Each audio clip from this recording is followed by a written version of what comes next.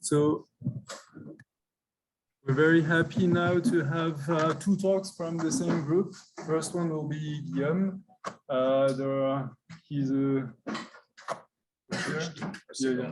second year PhD student with the group of Eric Falcon in Paris. And well, we'll have some very interesting story on Quasi-1D wave turbulence. Thank you very much. Thank you for giving the opportunity to be here today. So I'll talk about Quasi-1D wave turbulence and about the transition to non-dispersive regimes. So first, I'll quickly introduce what wave turbulence is.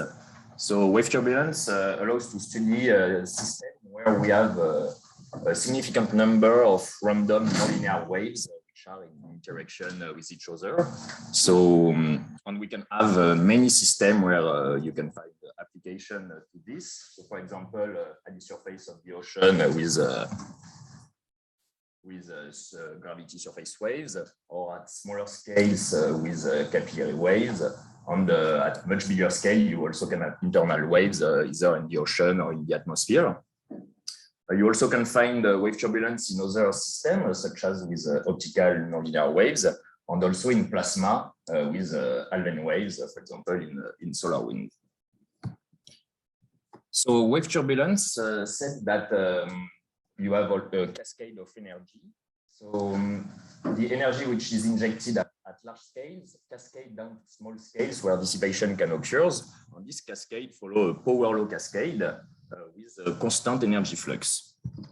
So it can be summarized like this. For example, you have big waves with a significant wavelengths.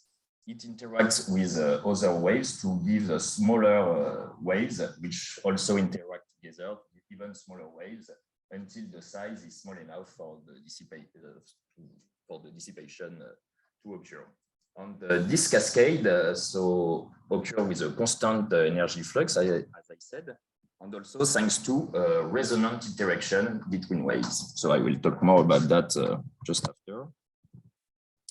So to describe wave turbulence, there is a theory which has been derived analytically, which is the weak turbulence theory. So it prescribes the power law of the energy cascade, either the temporal energy cascade or the spatial one. It also prescribes the number of waves which interact together at the nonlinear dominant order. So it's the dominant order in the calculation. So for example, for capillary waves in 2D, the dominant order is 3 waves interaction.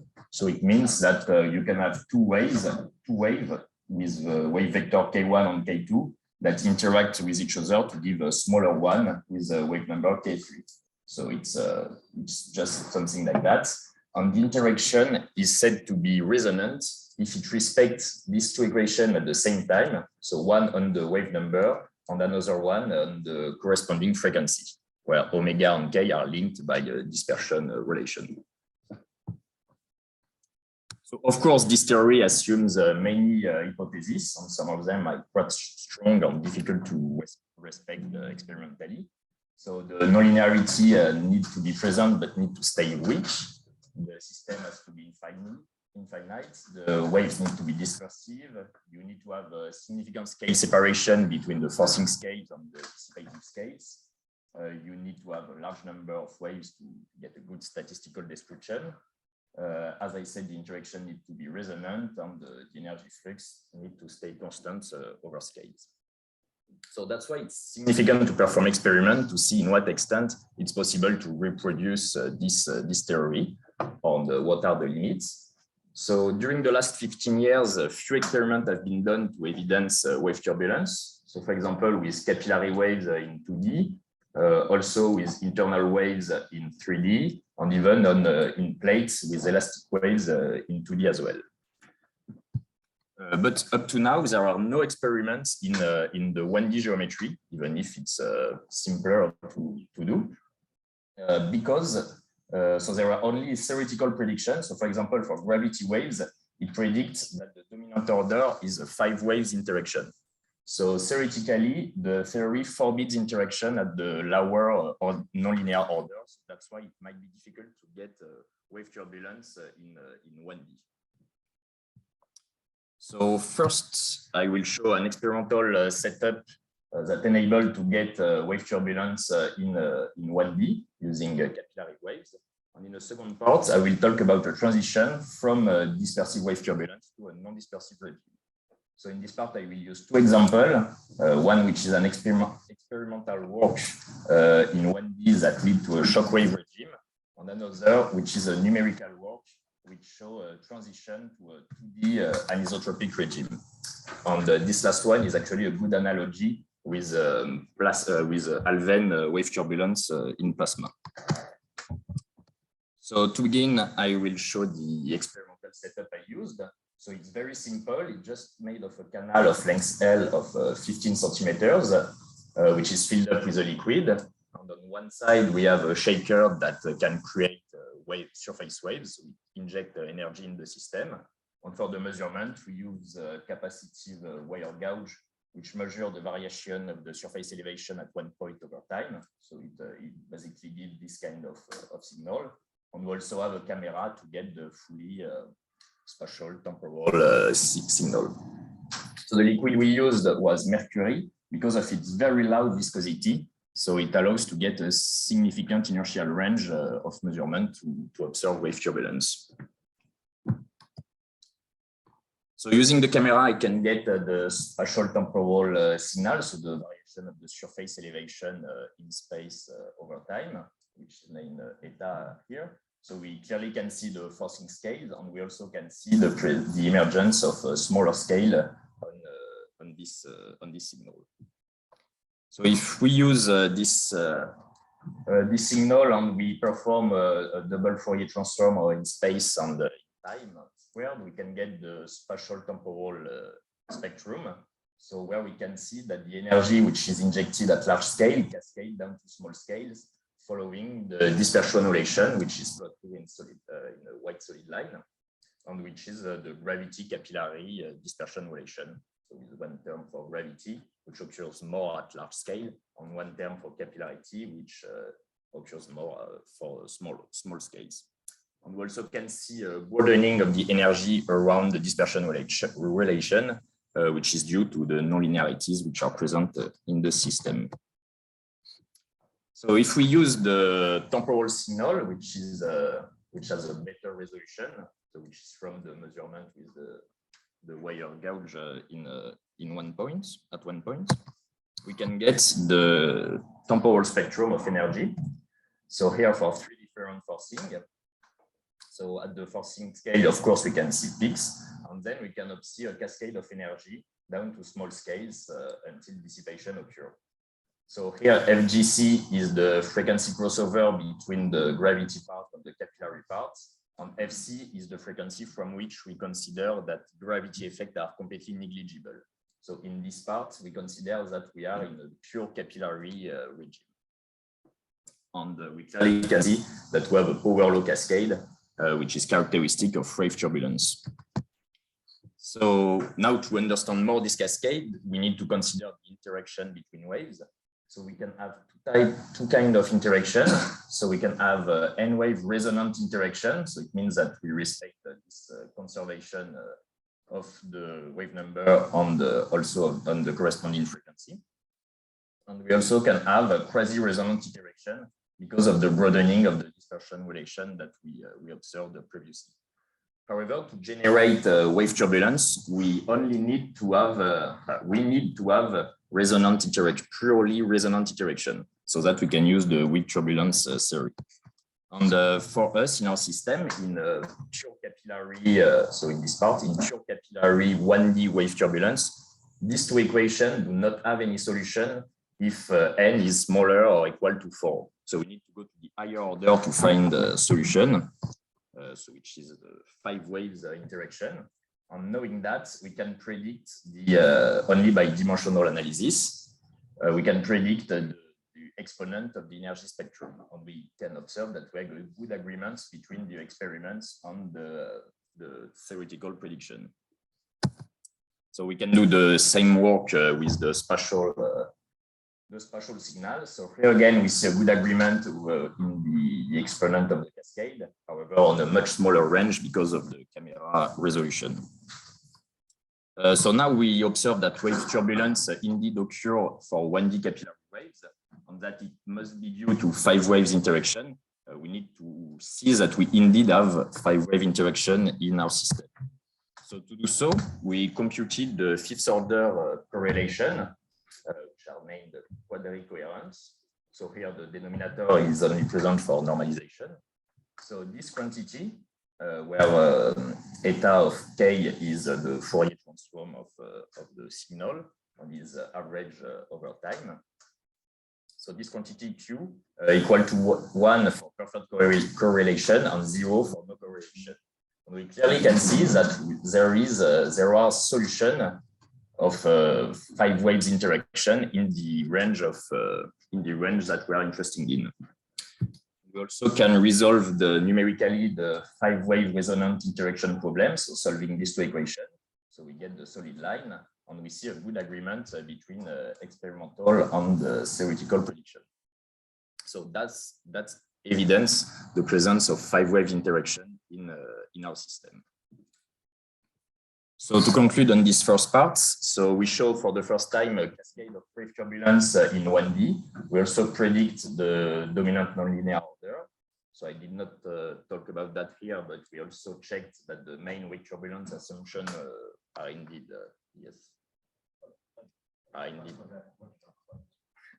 respected. So this kind of geometry, because of its simplicity, it could be used maybe in other domains where wave turbulence could be also observed. And it can also use, as I'll show you after, to see also the limit of wave turbulence. Yes. See the 5th order coherence formula. It is known that sort of if you look at a bispectrum or something, it takes longer to converge. You have to go higher. Yeah, it's difficult to. You comment on like how many measurements. Yeah, to get conversion it's quite difficult. If you use, so here I use the spatial temporal signal to get it, so it's much faster. So I took a video of 15 minutes with 200 images per second. And so with that, I can have conversion. But for example, if I do the same only with the measure in 1 point, even if it's with 2,000 points per second, it needs to do hour of measurement to get this kind of thing. So yeah, it's quite long to get convergence of this quantity.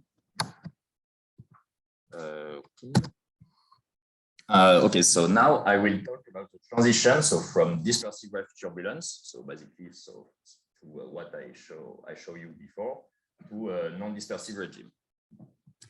So dispersive regime can occur when the wave turbulence is of this form. So where the pulsation omega and the wave vector k are linked with an exponent alpha, which is different from 1.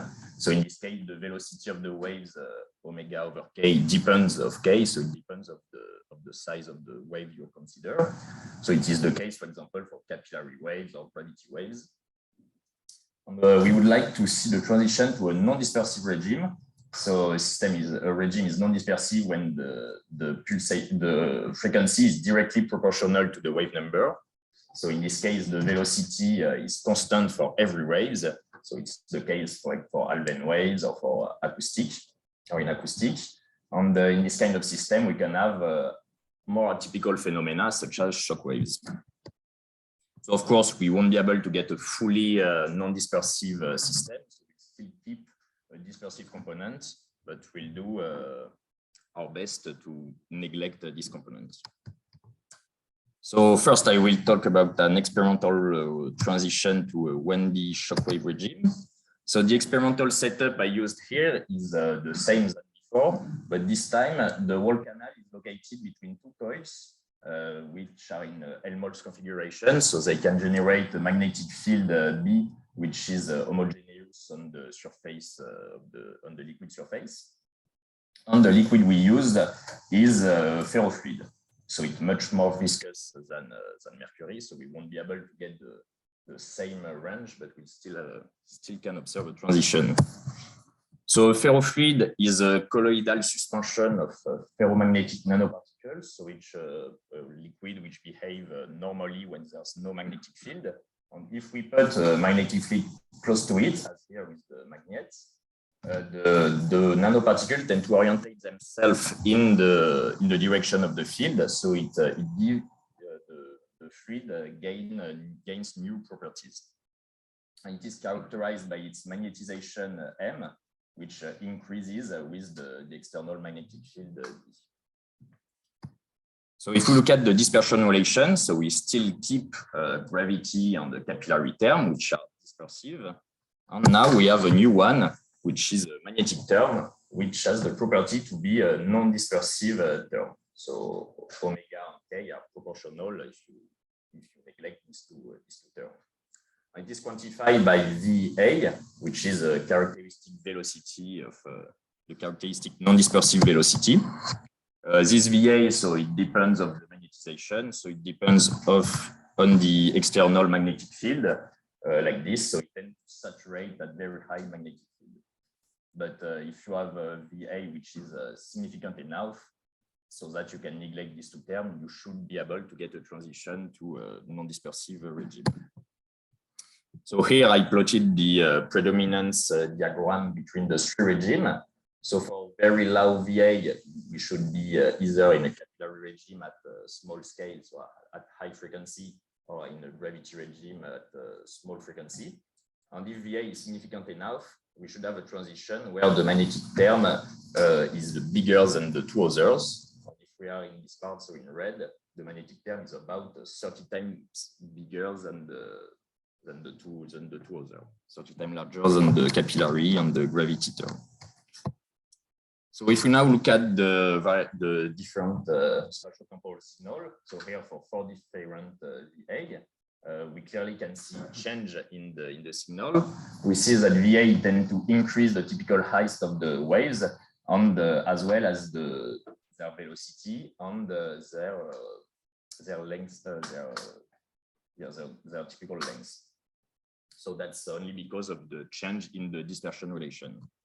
So using this signal, as before, we can plot the spatiotemporal spectrum. So when VA is 0, we can find again the gravity capillary dispersion relation, where the energy cascade overscales. And when we increase VA, we can see a lowering of the energy and of the dispersion relation. And when VA is significant enough, we can see that it tends to follow a straight line, which is a characteristic of a non-dispersive regime. So if we now look at the temporal signal, which has a better resolution, so as before, we can see an increase of the typical height, and we also can see that at some point, the front of the waves tend to becomes very steep. And if we plot the gradient of the corresponding signal, so its first derivative, we can see that when the waves are very steep, it corresponds to a significant increase on the very localized increase of the gradient. If we zoom again on this kind of structure, we can see that this kind of structure has a discontinuity in it and has the characteristic shapes of shock waves. So we have a large peak of the first derivative of the gradient. And if we compute the second derivative, we can observe a very thin peak. So we'll assume that this thin peak is close to a Dirac. So we'll assume then that the second derivative is a random distribution of Dirac, because the shock waves appear completely randomly in our signal. So we conclude that this continuity are of second order. So if we now plot the energy spectrum, so we can see two things. So for different VA, so we can see a change in the power law decrease, and also we can observe peaks that emerge when VA is significant enough. So these peaks are separated by a frequency gap of delta F, which is about to be constant for a single spectrum.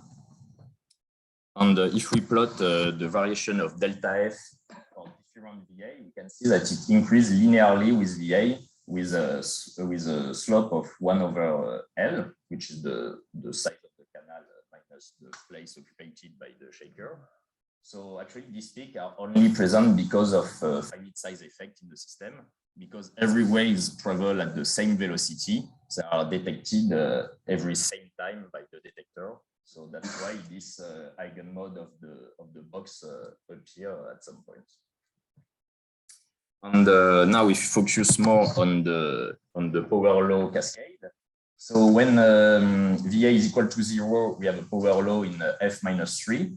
So which is probably due to gravity capillary wave turbulence. So it's the same exponent that the one we had with Mercury for this range of frequency. So it's not purely capillary wave turbulence because the ferrofluid is too viscous to go to this size. And then for high VA, we have a power law cascade in F-4, which is well defined. And this is due to the presence of the shock waves that we observed. Because of the discontinuity, the energy is distributed to every scale instantly. And so, as I said, the second derivative is a random distribution of Dirac. So if we compute its spectrum, it's completely flat, it's constant.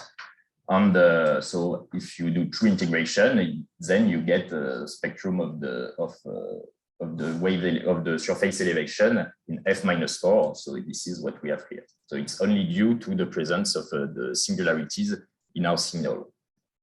And to evidence that, I also removed the discontinuity, just smoothing the signal around the shock waves.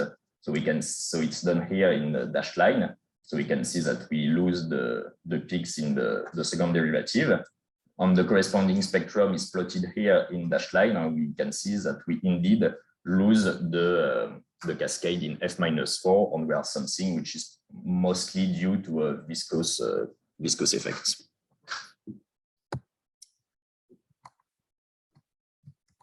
So now, if we use the peaks of the gradients, we can count the number of shocks that we have in a given signal. So from that, we can define a rate of shock, which is the number of shocks that we have per second. And we can see a transition from wave turbulence to a shock wave regime, so where shock completely control the energy cascade and control the way that the energy is distributed. So it depends, of course, of VA. And also on epsilon. So epsilon is the stiffness, the average stiffness of our signal. So it quantifies the forcing that we are using. So of course, the more VA is significant, the more that we tend to have shock, and the more the forcing is significant, the more we tend to have shock. However, if VA is too small, so if it's smaller than 0.25, even for very high forcing, we do not get any shock. So to conclude on this part, so we had an experimental setup which enabled to get a transition from dispersive wave turbulence to a shock wave regime.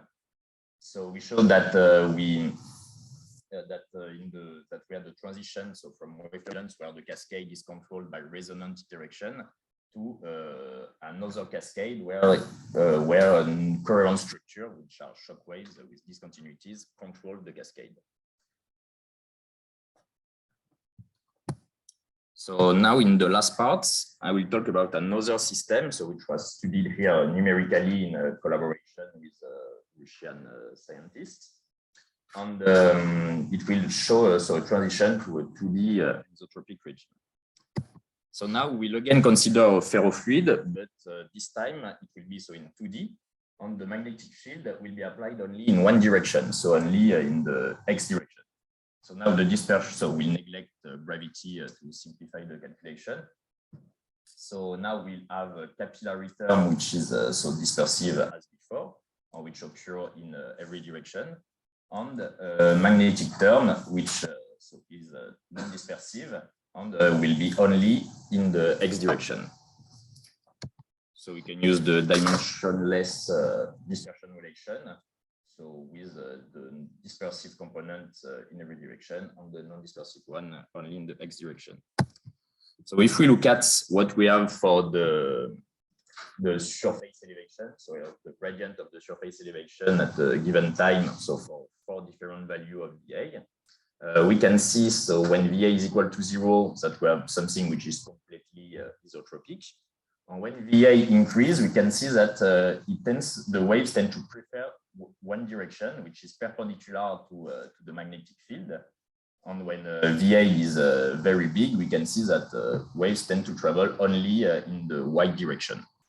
So this is due to the fact that the magnetic field tends to flat the waves in its own direction, because it imposes a stress on the waves, and it kind of push on them to make them disappear in the x direction.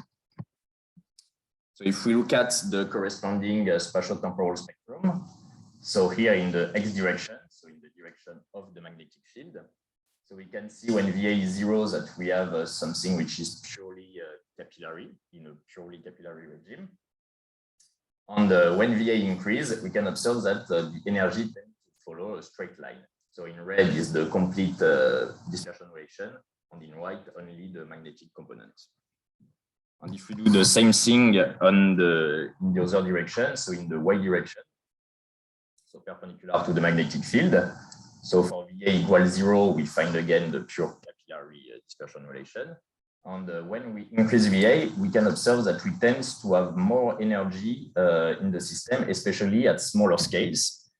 And we also can observe the emergence of resonance with bond waves, so with another branch in the dispersion relation that seem to appear. We also can compute the spectrum in the KY, KX. So when VA is 0, we have something which is on a circle, the energy is on a circle, so it's completely isotropic in every direction. And at VA, when VA is significant, we can observe that the energy is mostly present in the y direction.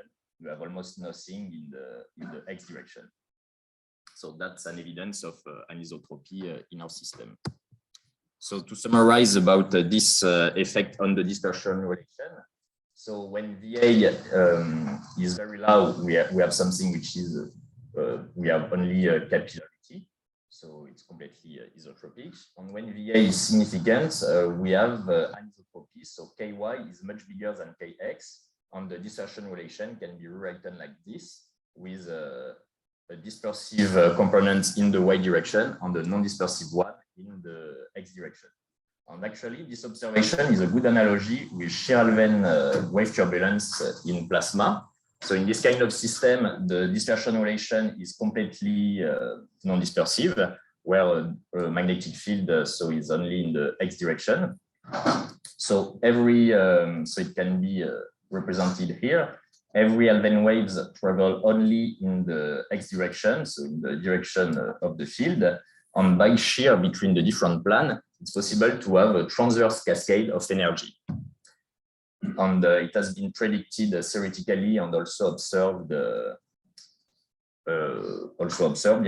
and observed numerically and experimentally, that the cascade follows this spectrum. So with a KY minus 3. And so here P is the energy flux, and VA is the velocity of the Alven waves. And if we look at the spectrum we have with fluid, so when VA is 0, so we have an energy cascade, a power law cascade, so characteristic of wave turbulence in K minus 15 over 4, which is the exponent that we expect for pure capillary wave turbulence in 2D. And when VA is significant, we see a transition to K minus 3. So we can also look at the spectrum in the two direction X and Y. And we can see that the spectrum for the Y direction, so plotted here in blue, is much bigger than the one in the X direction. It's about at least 1 order of magnitude bigger than the other. And we also can see that it follows a cascade in K minus 3. So we can conclude on that, saying that the complete energy spectrum is actually only controlled by the y direction and is in a ky minus 3. So it's the same spectrum that what is predicted for Shear-Alven wave turbulence. And so here CK is a function that depends on the other parameter. So we can also have the value of CK.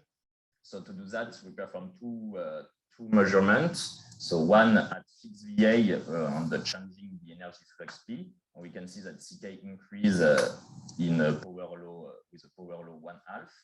And we also do an experiment with a constant energy flux for different VA. And we can see that for a high value of VA, a decrease in -3/2.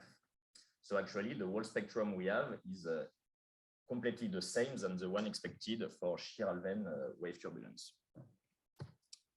So to conclude, we used another system, this time in 2D and with a numeric analysis that showed transition from dispersive wave turbulence to a non-dispersive regime. And we show that it evidences a strong analogy, qualitative but also quantitative, with the plasma shear Alven waves, despite very different physics between the two phenomena. So it will be interesting to see if this analogy could be pushed forward to see in what extent the use of ferrofluid could maybe help to study some phenomenon in plasma physics. Thank you for your attention.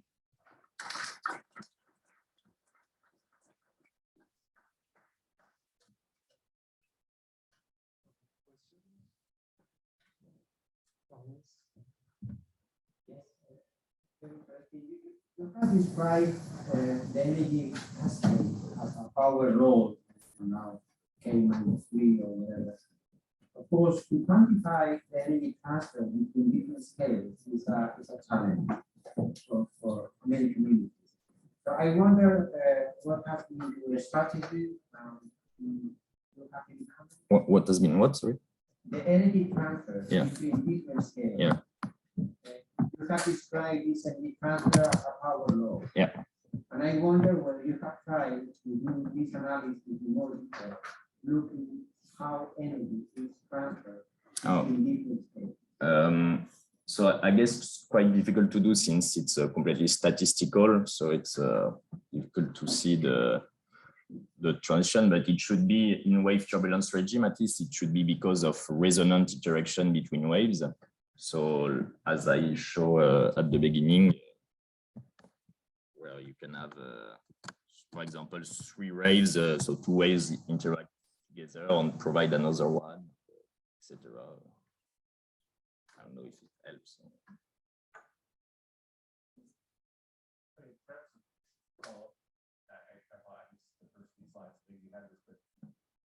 Typically, like in fluid mechanics, because you have, let's say, Navi social have a quadratic nonlinearity, the system can then associate the bispectrum, not just with the fluid coupling, and then the space you put into it. You need that to actually quantify trends between different scales. So that's one way to address the problem. And I guess maybe you showed this, I missed, is how then sort of through a past question, where does the 5-wave interaction? Yeah, the 5. Yeah, physically, how is that? The 5-wave interaction, I guess it's difficult to observe physically since there's many waves that interact with each other. But I think the work has been done, for example, for 3 waves interaction, where 2 waves are put in the system, and to see that we indeed obtain just another one then with the corresponding frequency. So I guess with 3 waves interaction, it would be easier to look at that.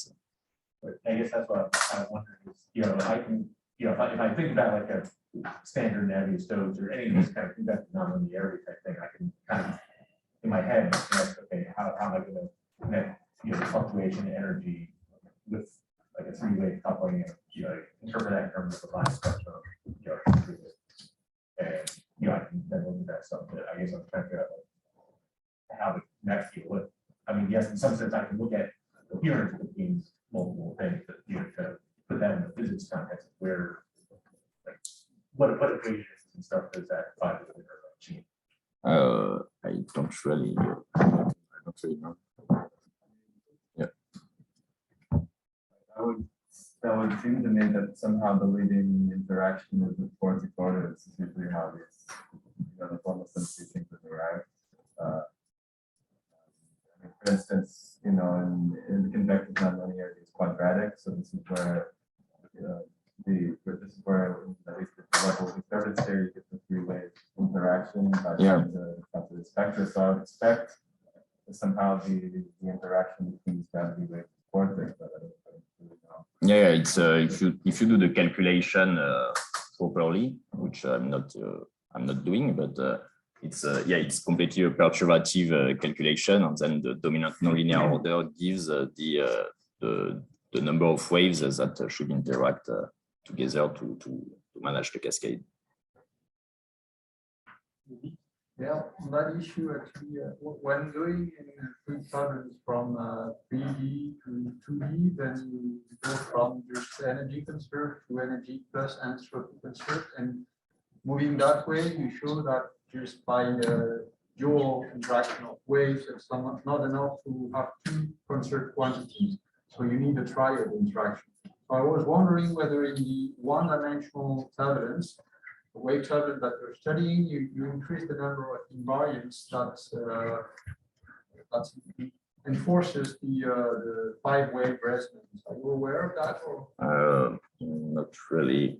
No, I'm not aware of this the change of the conservation. So in your 2D case, by the way, it's extremely interesting.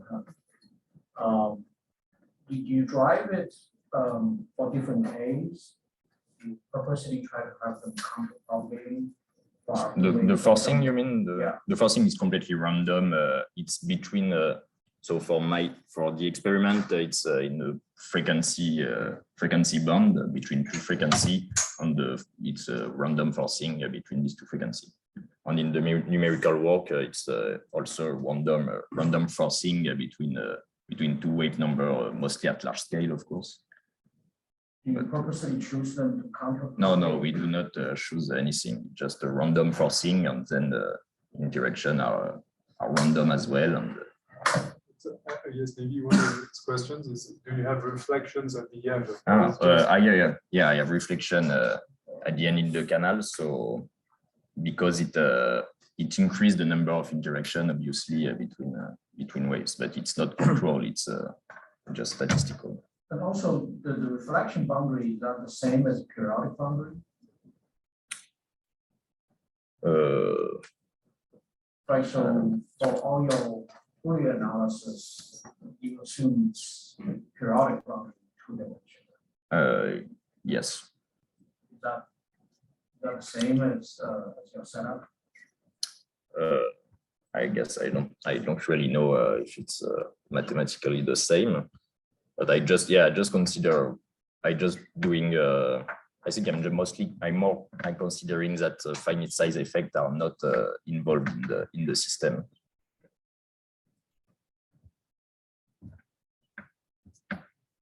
Last one. On one of your first slides, you showed the dispersion relation, according to which frequency goes as power alpha of wave vector. And the way you present it leads me to intend that alpha may be fractional. Yes, so do you have any interpretation for that? What is fractional, sir? This alpha, or it is integer in the model.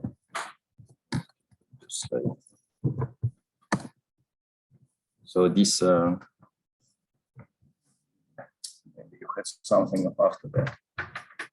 You went at this omega k power. Just go ahead. Transition between dispersive and non-dispersive. Okay.